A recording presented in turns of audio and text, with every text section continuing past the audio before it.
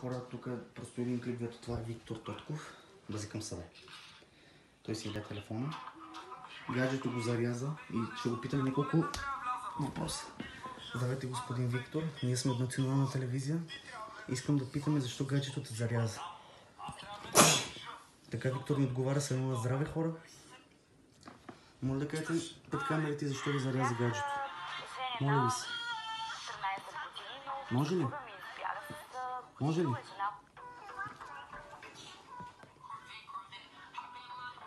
Моля ви се, пред камерите сте. Мога говорите. Свободно. Когато... Защо показвате се пред камерата? Моля ви се, господине. Трябва да кажете нещо. Не, пак. Господине. Значи това е ръката на Виктор Тотков.